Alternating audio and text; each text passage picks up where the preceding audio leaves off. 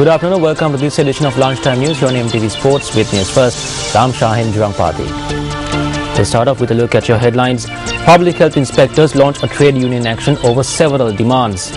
Farmers severely inconvenienced by the reduction of special tariffs on imported big onions. Death toll from Typhoon Bopha, which struck the Philippines, rises to more than 800, with 620 confirmed dead.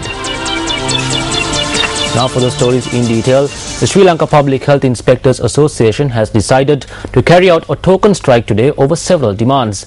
Secretary of the association Sinarath Bandara stated that the strike is being carried out demanding an increase in office and uniform allowances and a fuel allowance. He added that although they have engaged in several trade union actions over the past 2 years based on these demands, the authorities have failed to address the issue.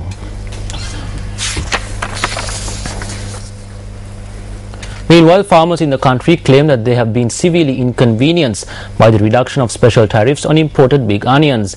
They say that as a result of this measure, they are unable to sell their harvest. The government recently decided to slash the special import tariffs that had been imposed on imported potatoes and onions. Accordingly, the Minister of Finance and Planning announced on the 7th of this month that the tariffs on imported potatoes and big onions would be reduced by 35 rupees effective midnight the same day.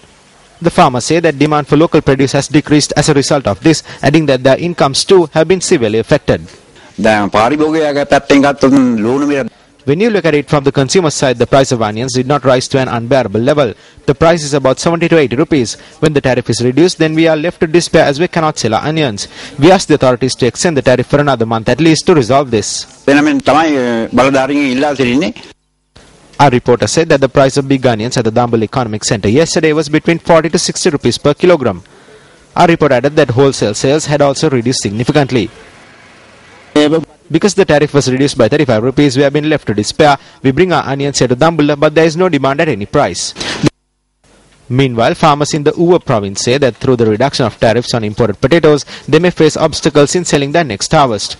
They say that they are due to harvest their crop in about 1.5 months. As farmers, we reap no benefit whatsoever through the importation of potatoes. These potatoes are brought to the market at the same time that we harvest our crop. Then our prices reduce. When the prices reduce, we farmers incur massive losses.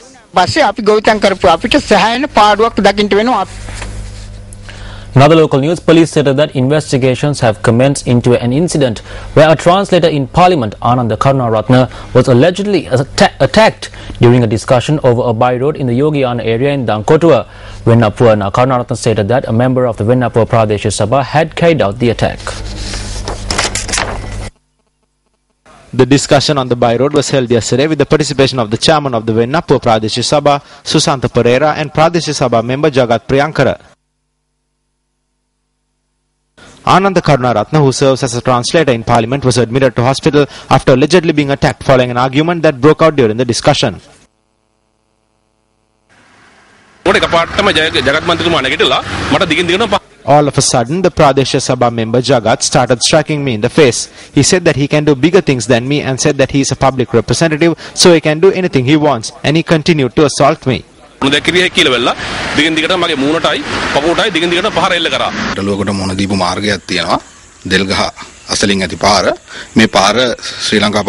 Ananda Karunaratne, who works as a translator in Parliament, had obstructed a road in Delgaha by erecting a fence around 9 months ago. After a complaint was lodged with the police, they agreed to remove the fence but did not do so. He had requested a meeting at the Pradesh Sabha. During the discussion, Ananda Karunaratne verbally abused me and levelled false allegations against me. Then he came towards me and raised his hand to me. A small incident took place.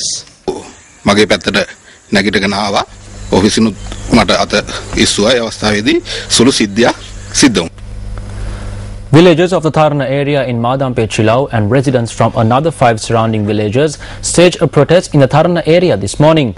The protest was staged against the sand mining taking place in the area.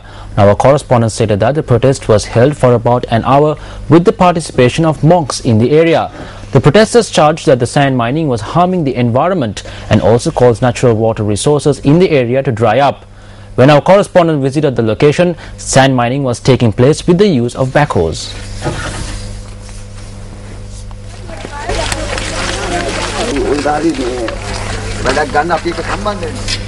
Meanwhile, 3 persons who were suspected to have stolen textbooks from a school in Dikwala and sold them have been remanded till the 17th of this month.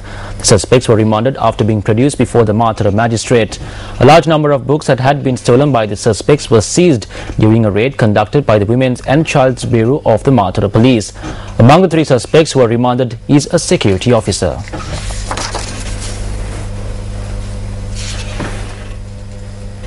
More local news. Recently discovered Diva Guhava or cave in the Adams Peak Reserve will be open to the public during the Sripada season. This decision has been taken by the Departments of Archaeology and Wildlife based on a request made by the chief incumbent of the Sripada Viharya, Venerable Bengamwe Damadina Thero. According to folklore and ancient records, Lord Buddha had visited the area on an invitation from the regional ruler Sumana. It is stated in the Mahavamsa that Lord Buddha, who had arrived in the Samanala forest, had visited the Diva cave to rest after his long journey. The Basnayaka Nilame of the Ratnapura Mahasaman Devale, which oversees the Sripada Viharya, Sunil Shanta Veerasekara, said that the Diva cave is one of many that are found on the route to Sripada from Kuruvita.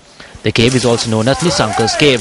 The Basnayaka Nilame of the Ratnapura Mahasaman Devale noted that the cave was discovered through the efforts of the Department of Archaeology and Wildlife Conservation together with personnel from the Maskelia Army Camp. මෙතන සෙල්ලිපි කීපයක්ම තියෙනවා එක සෙල්ලිපියක පැහැදිලිව සිංහලයේ අක්ෂර නිසංකමල්ල රජුන්ගේ කාලේ. There are numerous stone carvings here. One of these is clearly written using Sinhalese letters and it has been carved during the reign of King Nisankamalla. It states that King Nisankamalla engaged in the Sripada pilgrimage. In addition, we have several historic sources as well. In addition to these sources, recent research books written by Kiriyalanyana Vimala Thera also state that there is a carve where the Lord Buddha sought rest on Sripada. Therefore, I believe that what we have discovered now under the supervision of the Department of Archaeology is this Diva Guhava. අපි මේ දැන් මතු කරලා තියෙන පුරාවිද්‍යා දෙපාර්තමේන්තුවේගේ පූර්ණ අධීක්ෂණය යටතේ මේ දිවා ගුහාව. The Diva Guhava can be found 100 meters below the peak of Adams Peak near the Sripada Nallathani Road in the Ahelekanua area. It is believed that the cave drawings and the stone carvings in this cave date back to the reign of King Nisankamalla in the Polonnaruwa era. Meanwhile, Minister of Education Bandula Gunawardena says that it is imperative that children be taught humane values more than any other subject in the present era. Now, he made this observation during an event held at Royal College Day organized by the UNESCO National Commission to present art equipment to children who displayed skills in the first round of the Asian Children's Art Festival.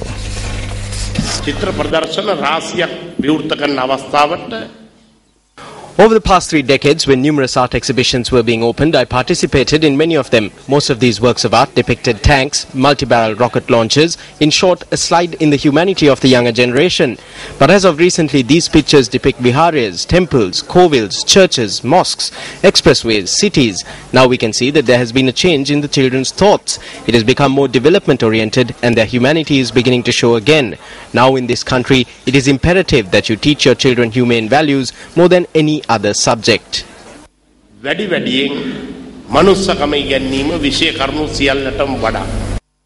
that brings an end to lunchtime news here on MTV Sports. I'm Shanjarang Pati. Have a wonderful day ahead of you.